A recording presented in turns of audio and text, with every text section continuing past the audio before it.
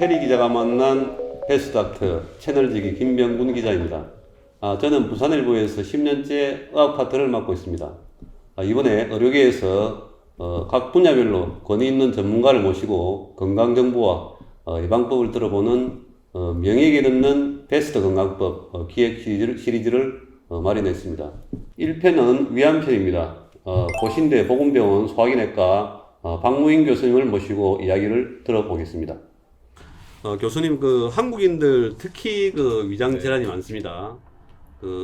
직장인들 회식 문화, 그리고 밤늦게 먹는 야식 문화, 이런 것 때문에 성인들 상당수가 역류성 위염이라든지 역류성 위염, 안 겪어본 사람이 없다고 말을 할 정도로 상당히 위장 질환이 많습니다. 그리고 위암의 경우에는 한국인 암 발병 1위가 위암입니다. 이런 배경에 대해서 설명을 좀 해주십시오. 네, 지금 위암은 우리나라에서 가장 문제가 되는 암이고 한국인 암 발병 1위뿐만 아니라 이것이 이제 전 세계적으로도 암 발생률 1위 나라가 우리나라입니다. 그래서 이제 전통적으로 동아시아 지역이 많은데 한국, 일본, 중국 순이고 그 다음에 이제 남미나 이쪽인데 우리나라 터키 더 많습니다. 그래서 이제 이게 왜 이렇게 많은지에 대해서 이제 우리나라에 있는 많은 연구자들이 고민을 하고 연구 중인데 실제로 그 요인으로 꼽는 것은 헬리코박터 감염률과 그 다음에 특이한 식이 문화인데 우리나라 전통 음식에 중점을 뚝 찍고 있습니다. 전통 음식이라면 사실은 이제 소금이 많이 들어간 음식, 그 다음에 염장식품, 그다음 김치도 사실은 항암 효과도 있지만 또 위암을 일으킬 수 있는 그런 또 김치 파라독스라고 그러는데 그런 이펙트도 있고 해서 실제로 이제 회식 문화를 말씀을 하셨지만 회식 문화보다는 어릴 때부터 먹는 우리나라의 고유한 전통 음식 문화가 오히려 위암의 발병률을 높이는 것이 아닌가 그렇게 생각은 하고 있습니다. 근데 최근에 이제 위암의 발병률이 점점 낮아지고 있습니다. 최근의 데이터에 의하면 상당히 고무적인 일인데 왜 그럴까 또 생각해 보면은 헬리코박터 감염률이 이제 선진국 수준으로 떨어지고 있습니다. 그게 효과 나타나려면 10년, 20년 기다려야 되는데 아마 또 바뀐 것은 식문화가 바뀌어서 그렇지 않을까. 실제로 이제 우리나라에서 조사한 바에 따르면은 우리나라 전체 국민의 평균 소금 섭취량이 이전에 비해서 한 3분의 1 정도로 줄고 있습니다. 그래서 이제 그런 효과를 생각해 본다면 식문화가 바뀌면서 우리나라의 위암 발병률도 낮아지고 있다. 그렇게 생각을 하고 있습니다. 앞으로 아마 더 낮아질 것으로 그렇게 기대하고 예측하고 있습니다.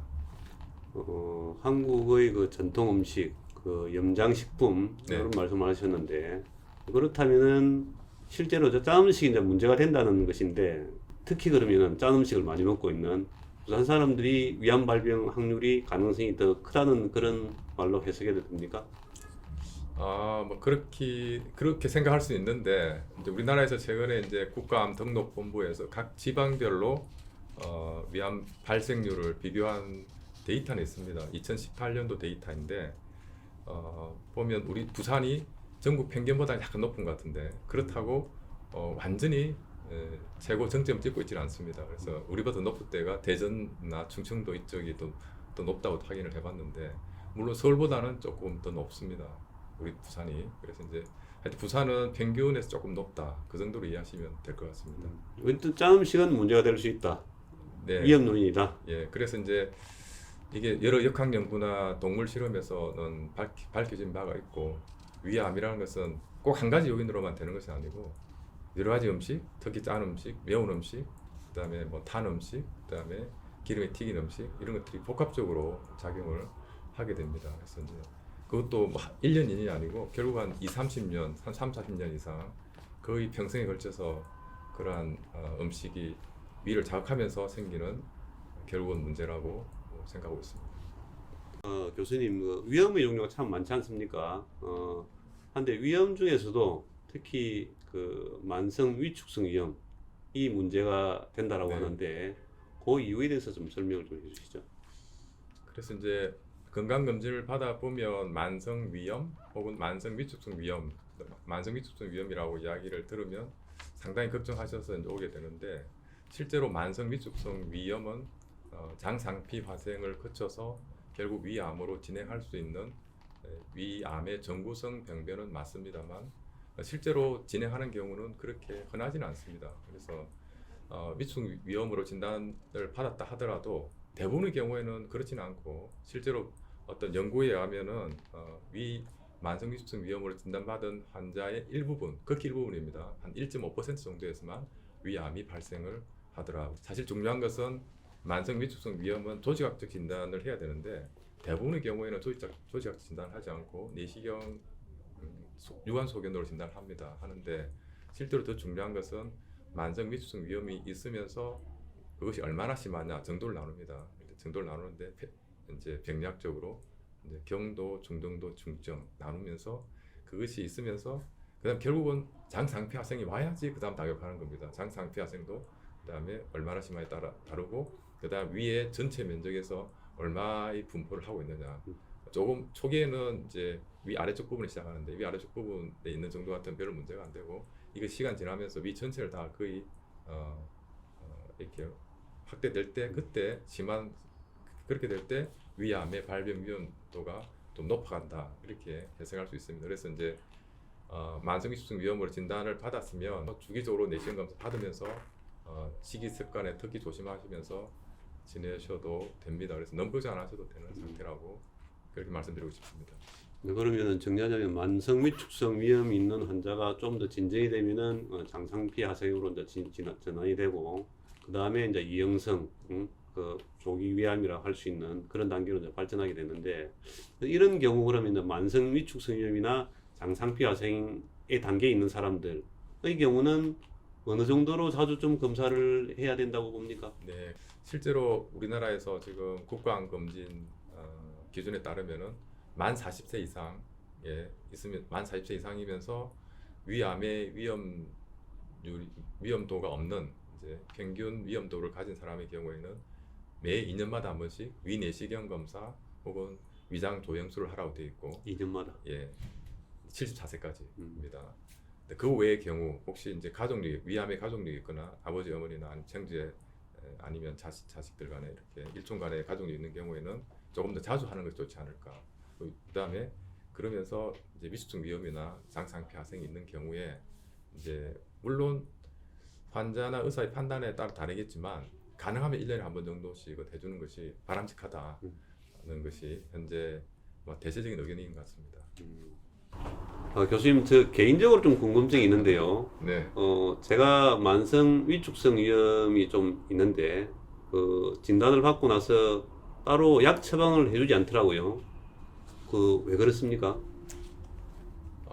현재 지금 이제 치료 가이드라인이나 치료의 어떤 지침이라고 할까요? 그런 것에 따르면은 무증상의 만성 위축성 위염의 경우에는 따로 치료가 필요 없는 약물 치료는 필요 없는 상태라고 그렇게 되어 있습니다. 그리고 약을 먹는다 하더라도 이것이 이제 위축성 위염이 좋아지는 경우는 없기 때문에 위보제의 개념은 실제로 이제 급성 위염이나 미란성 위염이나 혹은 궤양이 있을 때 약을 먹는 건데 그렇지 않고 만성 위축성 위염만 있는 경우에는 약을 굳이 안 먹어도 되는 상태입니다. 계속 관리만 잘 하시면 별 문제는 없는 상태이기 때문에 그렇게 하시고 이제 관리 잘 하시고 그렇게 지내시면 되겠습니다. 교수님 조금 전에 이제 말씀을 이제 하셨는데 사실 또 이제 위암의 그 가장 위험인자가 만성 위축성 위염과 헬리코박터균이지 않습니까? 네. 그러면 이 헬리코박터균이 어느 정도 위험한가? 그러면 헬리코박터균이 만약 발견됐다. 그럼 당장 치료를 해야 됩니까? 헬리코박터에 감염되었다고 해서 모든 경우에 암이 생기지는 않습니다. 그래서 지금까지 나온 데이터를 종합해 보면 헬리코박터 감염이 된 사람의 한 1% 정도에서 결국 위암이 발생을 하더라. 그렇게 생각하고 있습니다. 근데 그럼 당장 치료해야 되느냐? 그런 의미로 따진다면 굳이 전체를 대상으로 다 재균 치료할 필요는 없다라는 게 현재 우리나라를 포함한 전 세계의 공통적인 입장입니다. 근데 그런 입장에 반해서 일본의 경우에는 일본은 연구자들이 보니까 한 10% 정도에서 위암이 생기는 것 같다라고 자기들은 데이터를 그렇게 제시하면서 헬리코박터에 감염된 사람 전체를 대상으로 세균 치료를 하자라는 것이 합의되었고 이제 일본 정부에서 인정해서 일본 의료보험에서 인정해서 지금 그렇게 세균 치료를 하고 있습니다. 그렇게 시작한 지가 벌써 7, 8년 정도 되어갑니다. 되어가는데 아마도 일본에서는 그럼으로 해서 위암을 예방할 수 있을 것이다 라고 그렇게 예측을 하고 있습니다만 우리나라 입장은 아직은 그게 상반된 입장을 가지고 있습니다. 전체를 대상으로 하는 것은 국민 보건에 상당히 또 나쁜 영향도 미칠 수 있다. 항생제 내성이나 아니면 항생제 오남용의 부작용 같은 것들 우려가 되기 때문에 가능하면 선택적으로 치료를 하자라고 알려져 있습니다. 그럼 요약하자면은 일본의 경우에는 아주 공격적인 치료를 하고 우리나라의 경우에는 보수적으로 접근한다. 그렇게 정리하면 되겠네요. 뭐 그렇게 간단하게 말씀하셔도 될 것 같습니다. 예. 조기 검진으로 조기암 발견율이 좀 높아지고 있다는데요. 전체 위암 환자 중에서 조기 위암에 해당되는 경우는 어느 정도 비중을 차지하고 있습니까? 내시경 분야는 우리나라가 뭐 세계 선두권 내지는 일본과 거의 어깨를 좌우해놓을 만큼 지금 거의 1, 2위를 다투고 있습니다. 그래서 이제 특히 이제 우리나라의 소화기내과사, 특히 소화기 내시경을 하는 이 분야는 세계에서 가장 앞서고 있다고 생각을 하셔도 되는데 실제로 이제 위내시경에서 제일 중요한 것은 조기 위암을 발견하는 것인데 검진을 통해서 조기 위암 발견율이 굉장히 올라갔습니다. 그래서 이제 10년 전에 비하면은 위암 전체에서 조기 위암이 차지하는 비율이 굉장히 많이 올라가 있습니다. 그래서 최근에 나온 데이터도 한 70% 정도를 이야기하고 있고 어떤 기관에 따라서는 80% 정도 기관에 따라서 이제 병원에 따라서 그 정도가 조기 위암이고 진행성 위암은 굉장히 보기 드문 그런 상태가 현재 상태가 되어 있습니다. 그래서 이것은 검진의 어떤 긍정적인 효과라고 생각하고 있습니다. 검진의 효과다. 예. 그리고 좀 교수님 보통 우리 위장이라는 그 기관이 상당히 좀 둔하고 무딘 그 장기다. 뭐 그런 그 말을 좀 하지 않습니까? 네네. 그런 이유 때문에 좀 위암을 내가 위암이지 않느냐 이런 그 자각 증세를 좀 빨리 느끼는데 장애가 되는 그런 요인이 되기도 합니까? 그럼요. 아주 중요한 지적이고 질문입니다. 그래서 실제로 과거에는 어떤 증상이 있어서 병원에 가게 되면 증상이라고 하면 이제 잘 못 먹는다거나 뭐 토한다거나 체중이 빠진다거나 배가 불러온다거나 그다음 혈변이나 토혈을 해서 가는 경우가 있는데 그런 경우에는 대부분 암도 진행이 많이 되어 있습니다.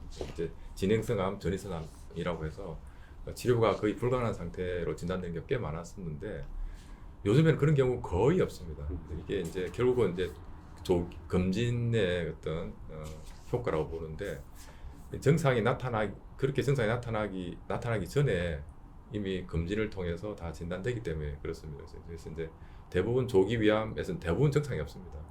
아주 드물게는 출혈이 있을 수 있는데 그런 경우 빼고는 거의 증상이 없고 어느 정도 진행이 된다 하더라도 위에 국한되어 있는 경우에는 별 증상이 없습니다. 소화경에도 지장이 없고 결국 이제 더 커져서 덩어리를 만져지거나 아니면은 소화되어서 내려가는 길을 막아버리거나 그래서 이제 음식이 안 내려가거나 복수가 차거나 그다음에 다른 장기로 전이되어서 다른 증상이 나타나거나 이럴 경우에 증상이 나타나는 거지 그렇지 않으면 증상이 나타나지 않습니다. 그래서 이제 증상을 기다리면 안 되고 이것은 정해진 기준대로 기간 내에 검진을 받는 것이 무엇보다 중요하다고 하겠습니다. 조기 위암의 경우에는 그 내시경을 이용한 그런 내시경 절제술이 가능하다고 하지 않습니까? 네. 그러면 이 내시경 그 절제술과 그 수술과는 좀 어떤 차이가 있는지 좀 설명을 좀 해주시죠. 네.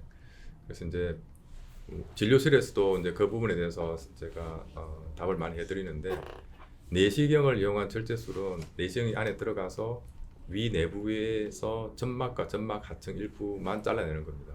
도려내니까 위를 다 보존을 하는 겁니다. 그래서 이제 잘라내고 나면 이제 새살이 차 올라와서 위 기능에 아무런 하등의 문제가 없게 되는 그런 시술이 되겠는데 그에 반해서 위 절제술은 위에 부분 절제술 혹은 위 전 절제술 이렇게 하게 되는데 위를 잘라내고 나면 잘라낸 것만큼 기능이 없어지는 겁니다. 그래서 소화 기능이 떨어지게 되는 그래서 그로 인해서 좀 불편감을 가지고 살아야 되는 그런 차이가 있습니다. 그래서 가능하면 위를 보존할 수 있는 방법으로 가는 게 좋겠고 그렇게 하려 그러면 조기에 발견하는 게 좋다고 생각됩니다.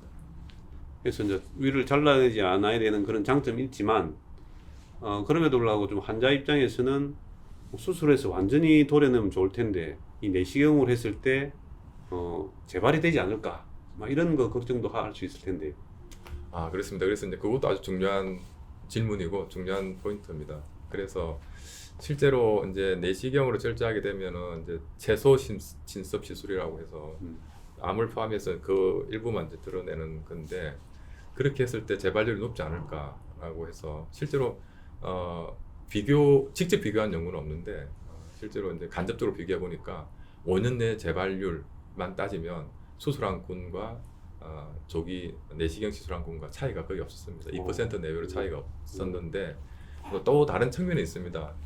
위가 남아 있기 때문에 남아 있는 위에서 또 언제든지 위암이 생길 수가 있는 겁니다. 네, 그래서 위를 보존하는 장점이 있지만 남아 있는 위에서 또 생길 수 있기 때문에 제2, 제3의 암이 생길 수 있는 그런 단점이 있습니다. 그래서 이제 그걸 항상 염두에 두고 시술을 해야 됩니다. 그래서 젊은 나이에 시술을 했다면 고위험군에 속하기 때문에 앞으로 이제 평생 동안 위암이 생길 위험성이 좀 높다. 그래서 더 자주 검사하고 또 발견되면 치료해야 되는 그런 단점은 있습니다. 그러면 수술과 그 내시경증 절제술 그 둘 간에는 5년 생존율을 비교하자면은 거의 막 차이가 없다라고 볼 수 조기 있다. 위암의 경우에 비교해 보면 예. 그렇습니다. 위를 전체를 다 이제 잘라낸 경우에 있어서는 환자들이 좀 식사할 때 굉장히 좀 막 불편한 점이 좀 많을 텐데 이런 환자인 경우에는 좀 식사를 어떻게 해야 됩니까? 그래서 이제 그 수술을 하고 나서 이제 병원에서 영양팀에서 교육을 잘 시켜드리는데 근데 위를 전체를 다 잘라내고 나면 위에 기능이 없기 때문에 그래서 이제 위 기능이 없기 때문에 그걸 감안해서 식사를 해야 되는 상황입니다. 그래서 이제 우리가 보통 하루에 3끼를 먹는데 그 3끼를 그만한 양으로 먹으면 안 되고 위를 전체를 절제하는 경우에는 하루에 처음에는 한 8개, 9개 정도 나눠서 양을 작게 해서 드시는 게 일단 기본 원칙입니다. 원칙이고 그 다음에 처음에 식사할 때는 물기를 좀 뺀 식사를 하셔야 됩니다. 그래서 천천히 물기를 뺀 식사를 한다. 그렇게 그 다음에 덜 자극적인 음식부터 시작이 된다. 그렇게 해서 차차차 적응을 하게 되는데 그래서 이제 수술하게 되면 한 1년 정도는 체중이 상당히 빠집니다. 빠지고 이제 적응하는 시간이 걸리는데 차차차 적응해서 일상생활에 어느 정도 돌아오면서 체중이 빠진 게 서서히 회복됩니다. 그래서 이제 실제로 이제 사회생활 복귀나 그 다음에 뭐 일반적인 생활 복귀가 가능합니다. 가능해서 다 정상적인 생활을 복귀할 수 있는데 식사하시는 것만큼은 계속해서 좀 적게 자주 드셔야 되는 걸 좀 유지를 하셔야 됩니다. 그리고 그 위암 환자인 경우에 이제 항암 치료를 이제 그저 고려하게 될 텐데요. 위암 경우에는 항암 치료가 크게 효과가 떨어진다라는 그런 또 지적이 있는데 그런 부분에 대한 설명과 실제로 이제 위암 환자 수술 이후에 보조적으로 또 하는 또 항암 치료가 있지 않습니까? 그 부분에 대해서 좀 설명을 좀 해주시죠. 그래서 이제 뭐 저 같은 경우에는 이제 위암 항암 요법을 많이 하고 있습니다. 의사로서 하고 있는데 이게 이제 전통적으로 이제 항암 치료에 잘 듣는 암이 있고 항암 치료 잘 듣지 않는 암이 있는데 항암 치료 잘 듣는 암은 아주 대표적인 것이 임파선암입니다. 그에 비해서 위암은 이제 선암으로 분류되면서 대장암에 비해서도 잘 듣지 않는 그런 항암 치료에 잘 듣지 않는 암으로 분류되어 있긴 한데 최근에 여러 가지 새로운 약제들 그리고 표적 치료제들이 나오면서 위암의 항암 치료 성적이 조금씩 좋아지고 있습니다. 진행성 사기 위암의 경우에 치료 효과는 과거에 20% 정도의 반응률이었다면 지금 반응률 40% 정도로 증가되어 있고 생존율 자체도 과거에 비해서는 분명히 이제 조금 더 증가되고 있습니다. 그래서 이제 또 어떤 분들은 상당히 효과를 봐서 치료에 효과 좋은 분도 있습니다. 그래서 이제 무조건 실망할 필요는 없고 이제 치료에 적극적으로 임해서 해보시는 게 필요하다라고 생각합니다. 수술 전에 이제 항암 요법을 이제 고려하는 경우에는 이제 3, 4기에 해당될 때 암 사이즈를 좀 줄이면서 그 이후에 이제 수술을 하는 그런 측면에서도 좀 도움이 된다라는 그런 뜻으로. 네, 그렇게 이해하시면 됩니다. 그래서 지금까지 이제 수술 전 항암 요법이 표준 치료에는 안 들어가 있는데 지금 이제 서서히 이제 일부에서는 그렇게 이제 하자는 그런 하고 있다. 하고 있고 우리 병원에서도 그렇게 하고 있습니다. 이제 물론 뭐 조기 위암으로 진단해서 내시경 치료 가능하면 내시경 치료하고 안 되면 수술하게 되고 또 진행성 암이라도 바로 수술하면 가능한데 바로 수술하려니까 수술 범위가 넘어갔다. 그런 경우에는 이제 항암 치료해서 이제 한 3개월, 6개월입니다. 하고 해서 암 크기를 줄이고 범위를 줄여서 수술이 가능한 상태로 만들어서 수술을 하는 경우가 꽤 많습니다. 그렇게 해서 이제 거의 완치된 경우도 있긴 있습니다. 그래서 이제 그런 경우 선택적으로 환자와 잘 이야기해서 하고 있습니다. 그 한국의 위암 5년 생존율이 세계적이다. 그래서 이제 미국보다도 높고 그 세계적인 수준이라고 하는데 실제로 좀 5년 생존율이 좀 어느 된다라고 좀 수치로 나와 있습니다. 그래서 이건 우리나라 데이터가 나와 있고 실제로 이제 위암의 치료 성적은 세계적인 게 아니고 세계 1위라고 말씀드리고 싶습니다. 1위입니다. 근데 그래서 이제 미국과는 거의 5년 생존율 30몇 %인데 우리는 67% 이상 됩니다. 일본도 66, 한 5%, 6%밖에 안 되니까 일본 다음에 우리입니다. 그래서 우리나라가 독보적으로 높습니다. 그래서 이제 아마 내시경 치료도 그렇지만 수술하는 외과의들의 어떤 테크닉적인 면, 손기술인데 이제 외과 의사들은 굉장히 자부심을 갖고 있습니다. 그래서 우리나라 외과 의사들이 뭐 훨씬 더 미국 외과 의사에 비해서는 훨씬 더 잘합니다. 수술 그렇게 생각을 하고 있고 실제적으로 미국에서 위암으로 진단받고 우리나라에 수술을 하러 들어오는 경우가 꽤 많습니다. 그렇게 하고 있고. 뭐 이제까지 이제 위암에 대한 설명을 쭉 들으셨는데 마지막으로 좀 우리 교수님께서 위암 환자들에게 조금 뭐 좀 당부의 말씀이나 좀 그 격려의 말씀을 좀 해주시면서 자리를 좀 네. 인터뷰를 마감하도록 하겠습니다.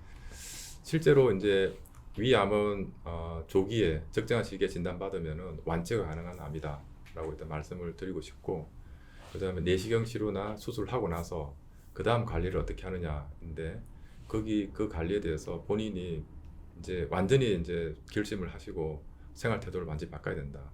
그래서 이제 첫 번째는 이게 뭐 그냥이 아니고 금주를 반드시 하셔야 됩니다. 금주, 금연, 술, 담배를 끊어야 됩니다. 이게 이제 왜냐하면 실제로 술이나 담배가 어떤 영향을 미칠 것인가에 대해서 역학적인 연구도 있지만 동물 실험 연구도 있고 결국 암의 발생, 악화를 촉진시키는 인단은 분명히 많습니다. 그래서 이제 반드시 금주 금연을 하라고 다시 말씀드리고 싶고, 그 다음에 두 번째는 이제 식생활을 바꿔라 말씀드리고 싶습니다. 그래서 이제 평상시에 좋아하던 음식, 먹어왔던 음식 패턴을 정말 바꾸기 힘드신데 그렇다 손 치더라도 이제 가능하면 김치도 싱겁게, 그다음에 매운 음식을 좋아했다 매운 음식도 좀 자제하시고, 근데 그렇게 바꿔주시면 좋겠고 골고루 드시면 됩니다. 근데 조금 더 나아간다면 이제 아까 말씀드린 탄 음식이라든지 그런 것도 참가해 주시고, 그 다음에 구워 먹는 것도 좀 안 좋긴 안 좋습니다. 그래서 이제 물 한 번도 먹는다고 해서 그게 뭐